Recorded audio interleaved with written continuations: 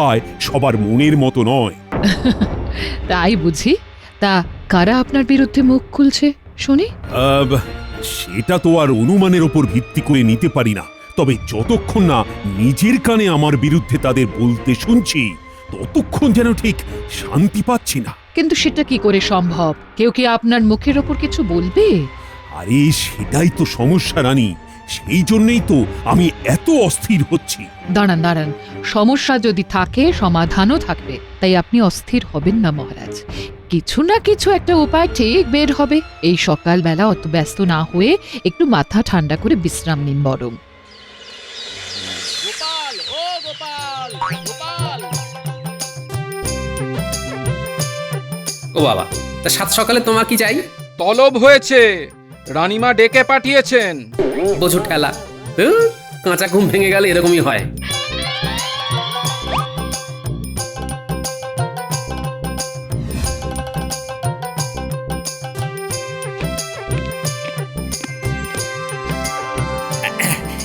এসে গেছি রানীমা। তবে হঠাৎ এমন জরুরি তলবের কারণটা তো বুঝলাম না। এদিকে তো ঘোরতর সমস্যা। মহারাজ নিজের কানে শুনতে চান রাজসভায় কারা কারা তাকে পছন্দ করেন না। এ আবার মহারাজের কেমন আবদার? তাহলেই বোঝো কিরকম সমস্যা। এই নিয়েই মহারাজের মন আনচান আনচান করছে। এবার তোমাকে কিছু একটা করতে হবে গোপাল। সবটাই তো বুঝলাম, তবে আমি যে এখন জঙ্গলে যাচ্ছি রানীমা। জঙ্গলে কেন? সেখানে গিয়েই ধ্যানে বসবো এবার। ধ্যানেই মুক্তি। তবে আমার কি হবে গোপাল? মহারাজের চিন্তায় এবার যে আমার ঘুম নষ্ট হয়ে যাবে। চিন্তা করবেন না রানীমা, যদি কিছু ব্যবস্থা হয় তাহলে জঙ্গলেই হবে। তবে যাই হোক না কেন, কোনো অবস্থাতেই ভেঙে পড়লে চলবে না। ভেঙে তো পড়েছেন মহারাজ, তাকে তো আর বদলাতে পারবো না। মহারাজের ব্যাপারটা আমার উপর ছেড়ে দিন রানীমা। তবে জঙ্গলে যাওয়ার আগে মহারাজের সাথে একবার দেখা করা দরকার।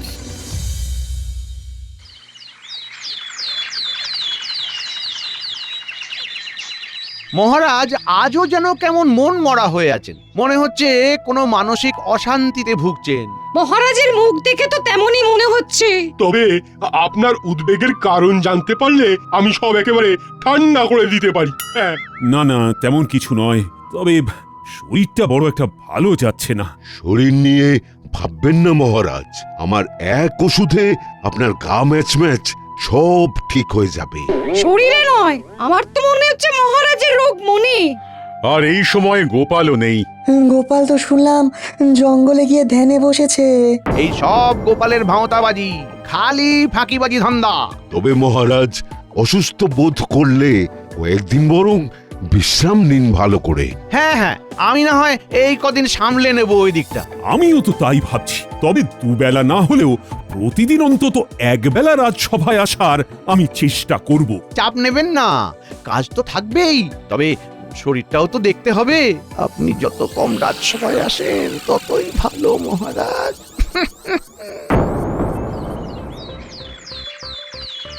আজ রাজসভা একেবারে জমিয়ে যাবে, মানে আমি যখন আছি তখন জমিয়ে একেবারে দই বানিয়ে দেবো। হ্যাঁ, দই হবে না ঘেঁটে ঘোল হয়ে যাবে সেটা তো একটু পরেই বোঝা যাবে।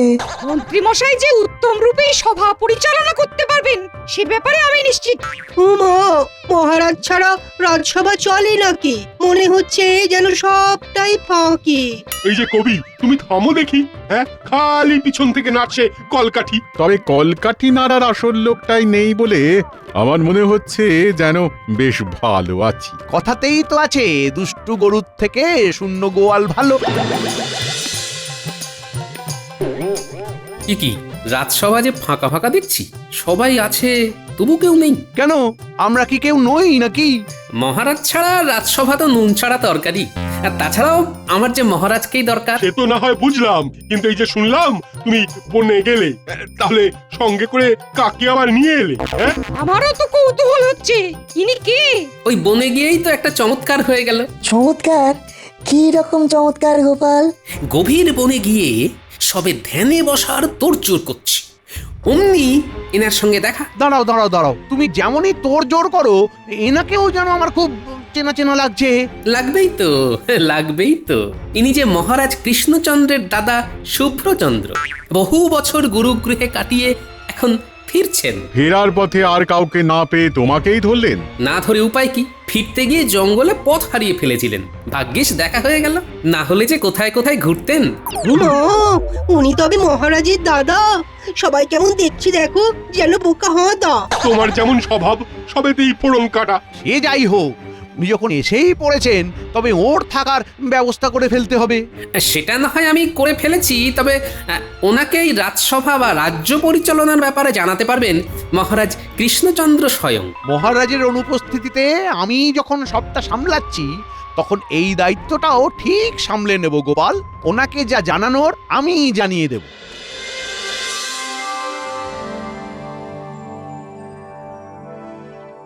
কই গগিনি, কই? আরে গেলে কোথায়? ওহ, দাও দাও দাও দাও দাও, সেদ্ধ ভাজা মাখা কষা যা আছে তাই দাও দেখি, আজ সব একেবারে চেটে পুটে সাবড়ে দেব। কেন গো আজ আবার এমন কি হলো? না না, মনে হচ্ছে বেশ যেন ফুর্তিতে আছো। তা আছি ওই কি, আজ তো আমার ফুর্তিতেই থাকার দিন। মহারাজ নেই বলে তুমি ছড়ি ঘোরাচ্ছ। শুধু ছড়ি নয়, এবার পুরোপুরি রাজসভা থেকে রাজ্য চালানো আমার হাতেই থাকবে গিন্নি, আমার হাতেই থাকবে, তুমি দেখে নেবে। কিন্তু কিন্তু এটা কি করে সম্ভব? সবই সম্ভব গিন্নি, পড়ে পাওয়া 14 আনা সুযোগটা কাজে লাগাতে হবে। মহারাজের দাদা ফিরে এসেছেন, এখন ওই দাদার মাথাটা যদি ভালো করে ঘুরিয়ে দেওয়া যায়, তাহলে আর পিছনে ফিরে তাকাতে হবে না, সারা জীবন বসে বসে খাওয়া যাবে। মন্ত্রীমশাই, শুনলাম নাকি আপনি প্রায় নাচতে নাচতে রাজসভা থেকে বাড়ি ফিরেছেন। তা এই আনন্দের দিনে আপনি কি আমাদের ভুলে গেলেন? তাই আবার হয় রে খ্যাপা, আমি শরীর হলে তোরা আমার পা। এত প্রশংসা মানেই আমাদের প্রয়োজন। তা কাজটা কি করতে হবে সেটা বলুন। দেখেছিস আমি কেমন হাঁ করলেই তোরা হরহর করে সব বুঝে যাস। শোন, মহারাজের দাদার ওপরে নজর রাখতে হবে। কেমন? মহারাজের দাদা এসেছে বলে একটা খবর কানাঘুষো শুনছিলাম বটে। খবরটা তাহলে সত্যি? সত্যি মিথ্যে পরে ভাববি, এখন তোদের যেটা করতে হবে সেটা হলো দেখবি গোপাল যেন কোনোভাবেই মহারাজের দাদার কাছে না ঘেঁষে। বাকিটা আমি সামলাচ্ছি।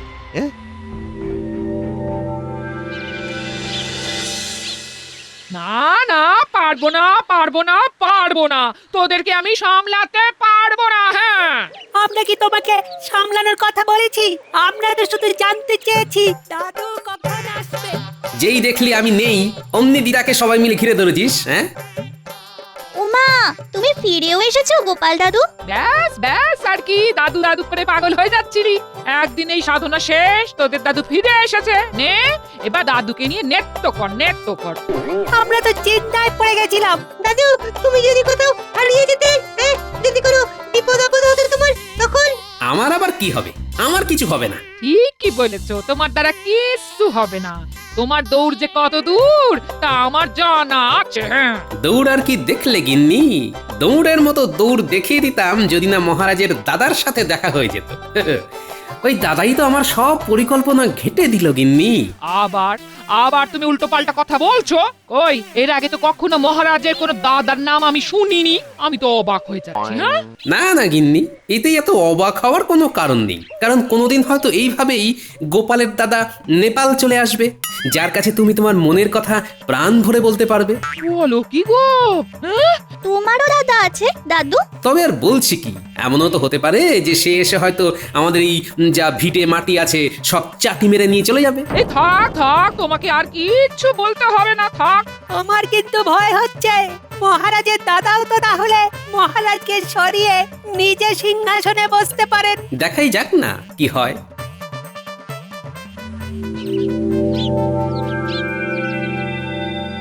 আপনি কিচ্ছু ভাববেন না, আমি একেবারে সঙ্গে করে নিয়ে আপনাকে সব দেখিয়ে দেব।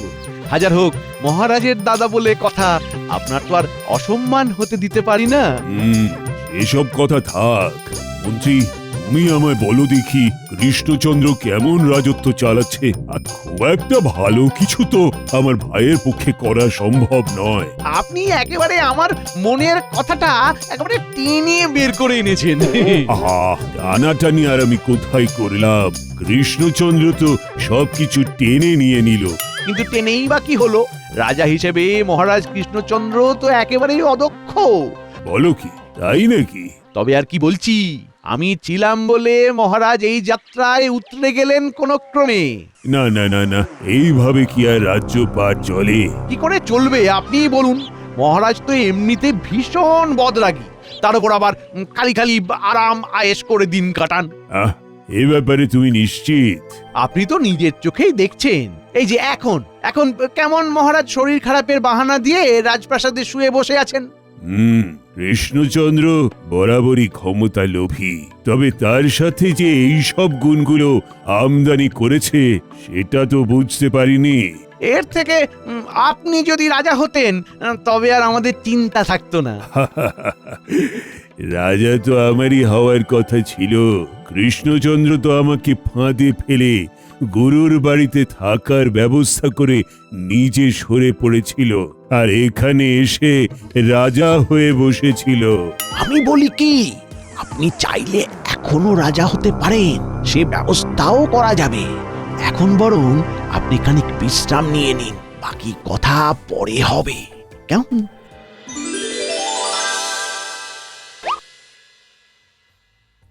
মাত্র কিছুটা সময় রাজসভায় আসিনি, তাতেই মনে হচ্ছে যেন কতদিন হয়ে গেল। হ্যাঁ, মহারাজ এলেন বলে সবাই যেন আলো ফিরে এলো। ভালো ভালো, তেলা মাথায় তেল দেওয়া, এটাই ভালো। এই সব ছেড়ে মন্ত্রী তুমি আমায় বলো দেখি, রাজ্যে সব ঠিকঠাক চলছে তো? সেসব নিয়ে আপনি ভাববেন না মহারাজ, এদিকটা তো আমি দেখছি।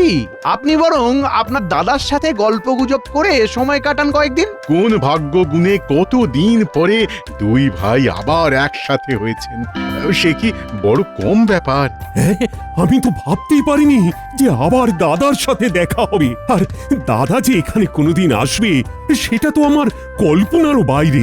শুধু যে মানুষটার জন্য এই কাজটা সম্ভব হলো তাকে আপনি দেখেও দেখছেন না, আর তার কথা ভেবেও ভাবছেন না মহারাজ। আর জন্য গোপালের অভিমান হয়েছে বুঝি? না না, বুঝি বুঝি, গোপালের ব্যাপারটাও আমি বুঝি। চিন্তা করো না গোপাল, তুমি তোমার প্রাপ্য পুরস্কার পাবে। সবটা শুনলে আর জানলে গোপালকে পুরস্কার না দিয়ে শাস্তি দেওয়ার কথা ভাবতেন মহারাজ। শাস্তি কেন? শাস্তি কেন? কারণ গোপাল তো আসলে খাল কেটে কুমির ডেকে এনেছে মহারাজ। আপনার দাদা তো এখন রাজা হওয়ার কথা ভাবছেন, দেখি এবার আপনি কি করে সামলান। বলো কি, দাদার তবে মনে মনে এই বাসনা আছে? মনে হচ্ছে মন্ত্রী মশাইয়ের কাছে হাড়ির খবর আছে। আছেই তো, আছেই তো। আর তাই আমি এটাও বলতে পারি যে মহারাজ চাইলে এই আপদকে সরিয়েও ফেলতে পারেন, তবে তার জন্য কিছু খরচ করতে হবে, এই যা। না না না না, যা খরচ হয় হোক মন্ত্রী, তুমি যে কোনো উপায়ে আমার দাদাকে এখান থেকে তাড়ানোর ব্যবস্থা করো। ওহ গোপাল, তোমার মনে মনে এই ছিল? হ্যাঁ, মহারাজকে একেবারে উৎখাত করে ছাড়বে? চিন্তা করবেন না সেনাপতি, যে উৎখাত করবে সে আবার রক্ষাও করবে। মাঝখান থেকে কয়েকজন শুধু চিৎপাত হয়ে যাবে, এই আর কি।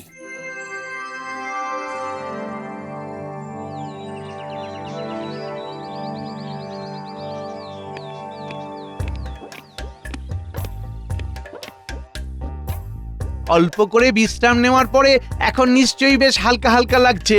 হ্যাঁ হ্যাঁ, তা একটু লাগছে বই কি। ওদিকে সব ব্যবস্থা কিন্তু পাকা, সেই খবরটাই দিতে এলাম আপনাকে। ব্যবস্থা? কিসের ব্যবস্থা? এর মধ্যেই ভুলে গেলে চলবে কেন? এ কি, আপনাকে যে রাজা হতে হবে। হ্যাঁ তাই তো, তাই তো, আমি তো রাজা হব। রাজসভায় বেশিরভাগ সদস্য আপনার পক্ষেই আছেন। কিন্তু সেটা বুঝবো কি করে? প্রমাণ তো হাতের কাছেই আছে। কই, কোথায় গেলে সবাই? এসো এসো এসো, আরে এসো, বলো তোমাদের কি বলার আছে বলো। অধিক বচনে লাভ কি? মহারাজ কৃষ্ণচন্দ্র নিতান্তই হটকারী। আপনি রাজা হলে আমরা নিশ্চিন্ত হতে পারি। অনেক হয়েছে হাঁক ডাক, মহারাজ কৃষ্ণচন্দ্র এবার নিপাত যাক। মহারাজ কৃষ্ণচন্দ্র যেন দুষ্ট গ্রহের ফের। আপনি রাজা হলে আমরা নিশ্চিন্তে গুছিয়ে নেব আমাদের আখের। এই না মানে সব দিক থেকে ভালোই হয় তাহলে মহারাজ। সবই তো বুঝলাম, কিন্তু আমাকে নিয়ে এলো যে সেই গোপাল কোথায় গেল? আর তাকে তো কোথাও দেখছি না। কার কথা বললেন এবার? সে তো সাক্ষাৎ সর্বনাশ। গোপালের থেকে সাবধান না থাকলে পদে পদে বিপদে পড়তে হবে, এটা আগে। গোপাল তো একেবারে ধুরন্ধর লোক, ও গাছেরও খায় আবার তলারও কুড়োয়। এই যে মন্ত্রীমশাই, রাজকবিকে তো পাকড়াও করাই মুশকিল। অনেক কসরত করে ধরে আনলাম। সে কি কবি, মহারাজের বিরুদ্ধে সাক্ষী দেওয়ার জন্য তোমায় টানা হ্যাচড়া করতে হচ্ছে? ছি ছি ছি ছি ছি, তুমি আচ্ছা খেল খেলছো দেখছি। মহারাজের বিরুদ্ধে সাক্ষী যদি যদি টের পায় কাকপক্ষী। সাক্ষী দিলে ভালো, না হলে যা হবে তা সামলাতে পারবে তো? হ্যাঁ? মন্ত্রীমশাই দেখাচ্ছেন ভয়, খালি ভাবি কি হয় কি হয়। কি আবার হবে, কি আবার হবে? নতুন রাজা হলে তোমাকে ঘাট ধাক্কা দিয়ে সভা থেকে বের করে দেবে। বাবু, আমি বাড়ি যাব। গোপালকে একটা দায়িত্ব দিয়ে ভাবলাম নিশ্চিন্তে থাকবো, কিন্তু তার পারছি কই। গোপালের তো দেখাই নেই। এই তো রানীমা, আপনি দেখা করতে চাইলেই গোপাল হাজির। হাজির হলেই বাকি বলি, মহারাজের চিন্তা দূর করার কিছু ব্যবস্থা করা গেল? চিন্তা দূর হওয়ার বদলে মহারাজের চিন্তা যে দিন দিন বেড়ে যাচ্ছে দেখছি। তাই বুঝি? গিয়ে দেখো, মহারাজের দু চোখে ঘুম নেই, খালি আনচান আনচান করছেন। ওহ, মাফ করবেন রানীমা, তবে সহজ করে যদি বলতেই হয় তবে বলি, মহারাজ একটা আঘাত পেয়েছেন, সেটা কাটিয়ে উঠতে একটু তো সময় লাগবেই, তবে খুব তাড়াতাড়ি সব মিটে যাবে রানীমা। আঘাত? আঘাত কাটানো? এসব কি বলছো গোপাল?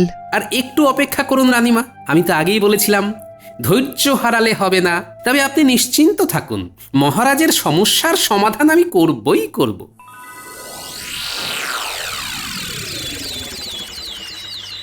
আমরা সবাই চলে এলাম, অথচ মহারাজের দেখা নেই, ব্যাপারটা কি? তবে কি মহারাজ এখনো কয়েকদিন বিশ্রাম নেবেন? শারীরিক ও মানসিকভাবে পুরোপুরি সুস্থ হয়ে ফিরতে মহারাজের এখনো বেশ কয়েকদিন সময় লাগবে। ততদিন কি তাহলে যেমন চলছে তেমনই চলবে? মন্ত্রীমশাই মহারাজের হয়ে দায়িত্ব সামলাবেন, যেমন চালাচ্ছেন। আমি তো সব সময়ই তৈরি, তাই বলছিলাম যে মহারাজ এসেই বা কি করবেন?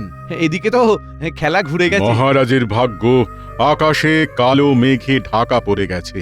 মেঘ সরিয়ে আলো ফুটতেও কিন্তু বেশি দেরি লাগে না রাজজ্যোতিষী। সেই আশাতেই থাকো তুমি।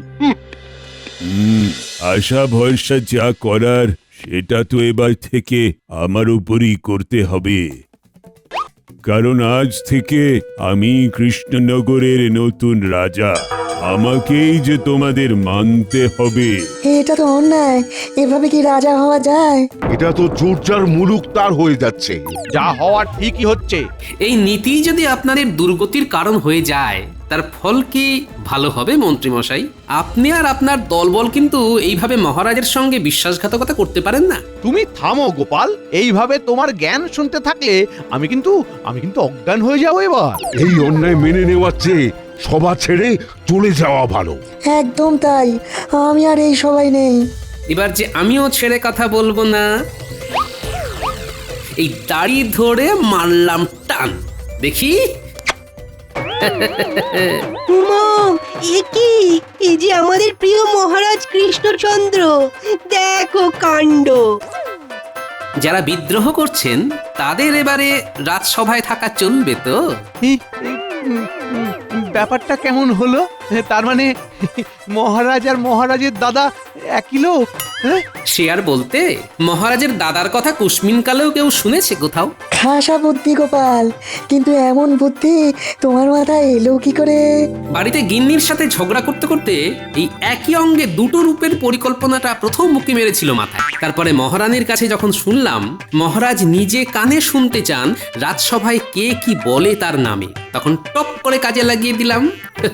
তার মানে বনে সাধনা করতে যাওয়ার ব্যাপারটা সত্যি নয় গোপাল?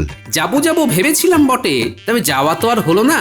মহারাজের সাথে পুরো পরিকল্পনাটা ছকে ফেলে রাজপ্রাসাদেই ঘাপটি মেরে থাকলাম এক রাত। আর তারপর এই কৃষ্ণচন্দ্রই শুভচন্দ্র হয়ে এসে তোমাদের তাক লাগিয়ে দিল, আর যারা যারা মুখোশধারী তাদের মুখোশও খুলে গেল। আমি তো মহারাজ এমনি না, ওই মন্ত্রী মশাইয়ের কথা মতো মানে একদম ওই কর্তার ইচ্ছাই কর্ম, মানে মন্ত্রী মশাই যেমন বলেছেন। মন্ত্রী মশাইয়ের ভয়ে কি বলতে কি বলে ফেললাম মহারাজ, আমাদের কোনো দোষ নেই মহারাজ। ও এখন হাতি কাদায় পড়েছে বলে সবাই মিলে আমাকে পদাঘাত করা হচ্ছে না? যত দোষ সব আমার। আর তোমরা কি, হ্যাঁ তোমরা কি ধোয়া তুলসী পাতা? থাক নিজেদের মধ্যে কাদা ছোঁড়াছুড়ি বন্ধ কর। কে আমাকে নিয়ে কি ভাবে সেটা একেবারে দিনের আলোর মতো আমার কাছে স্পষ্ট হয়ে গেছে। যারা যারা বলছিলে মহারাজ কৃষ্ণচন্দ্র নিপাত যাক, তাদের অবস্থা আমি চিচিং ফাঁক করে ছাড়বো। এবারের মতো ছেড়ে দিন মহারাজ, আর কখনো আপনার সম্বন্ধে কোনো কথা বলবো না মহারাজ।